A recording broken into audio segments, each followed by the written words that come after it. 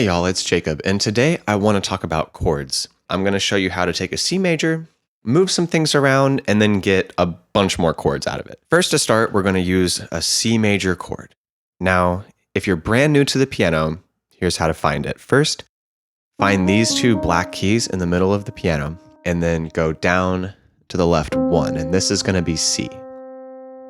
Now, to play a C chord, what we're going to do is play that first note with our thumb, skip the next note, play the third note with our middle finger, skip the fourth note, and then play the fifth note with our pinky. And we play them all together, and we get this nice C major chord.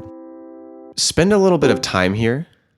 Get this comfortable in your hand. Get the skip thing down. The next thing we're going to do is we're going to just take that skip pattern. I've heard some piano teachers call this the claw, but we're going to take that skip pattern and just start moving it around on the white keys. So if we take our C chord here, well, let's see what happens if we just move it up a key. So see how that same pattern is retained? We have D, F, and A, skip. And if we do this, we get a D minor chord out of it. I'll go into more detail about major and minor, but just take my word for it for now. So we have C major, D minor.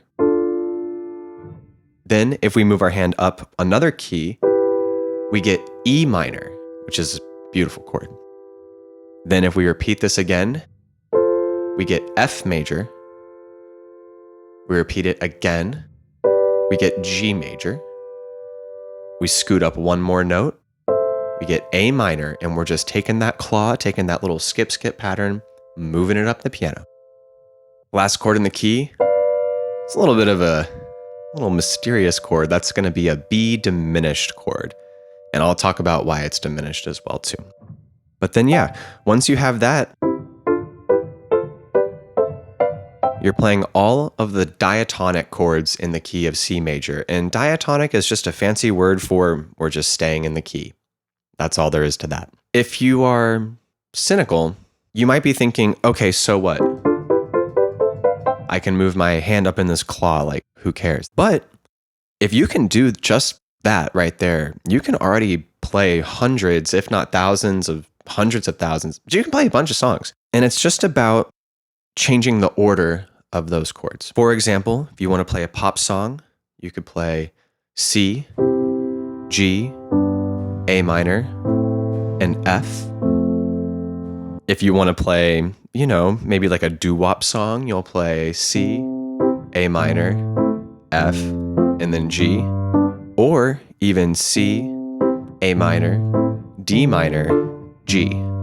If you want maybe like an epic sound like Interstellar, you can play F, and then you can play G, and then play A minor.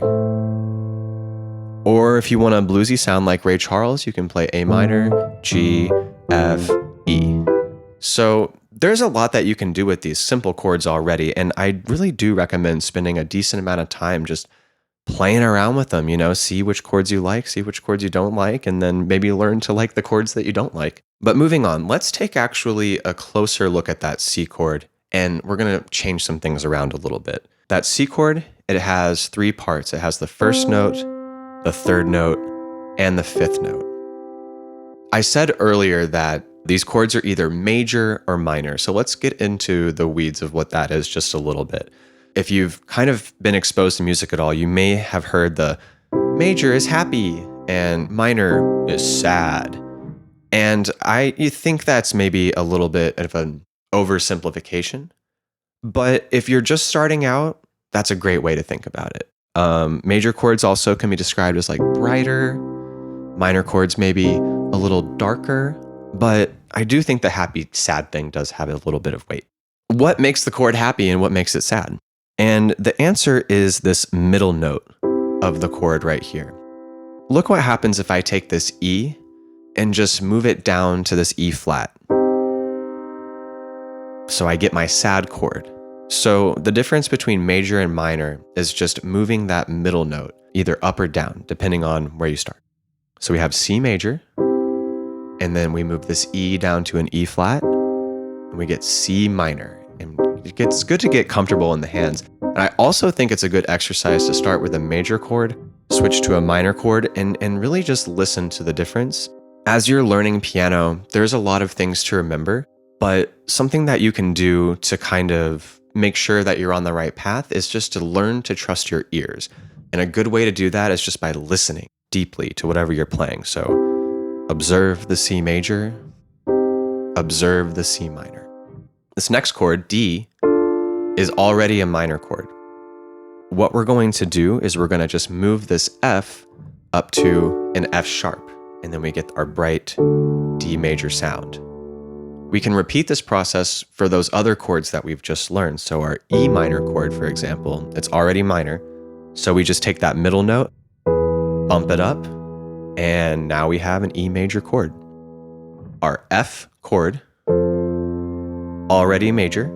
So we take this middle note and just move it down one. Ooh, that's a good one. Now G, it's already major. So let's go ahead and make it minor. Nice.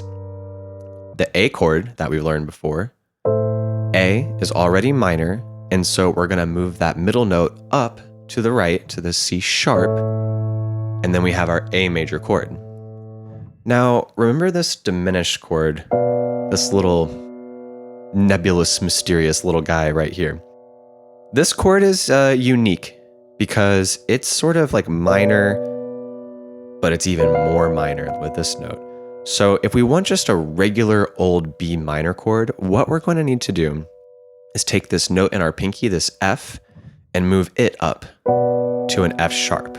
And see how that has that same minor sound that the other chords have? Yeah, it's sad, but it's also curious maybe? I don't know.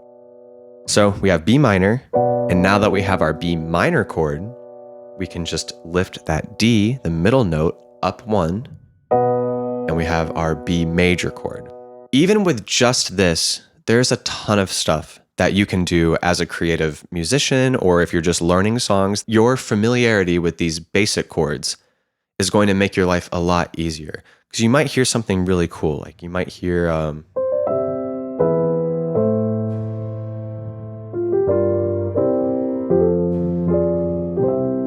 okay, so that seems like there's a lot going on there, but really what it is it's that C chord that we've already learned. Now we take that E chord, make it major, and then we play A minor, and then we could play, A major, and then we could play D minor, and then we could play G, and then we could play C, and then we want to do an amen, you know, like at church. So we'll play F, make that F chord minor, and then land back at C. As you can see, just having these basic chords in your arsenal as a beginning pianist can unlock tons of possibilities. What I recommend doing is experimenting with moving those white key chords around first, then experiment with taking all your white key chords and changing them from major to minor. So if they're major, go ahead and make them minor. If they're minor, go ahead and make them major. And, you know, just experiment around, just play around on the keyboard, try different chord combinations, see which ones you like, see which ones you don't like, and then, you know, just keep going from there. I hope that you found this video helpful. If you did find this helpful, feel free to give us a like and a subscribe. And we also have a course that's designed for adult beginners. And if you're interested in that, go ahead and click the link in the description to check that out. But above all else, just enjoy playing.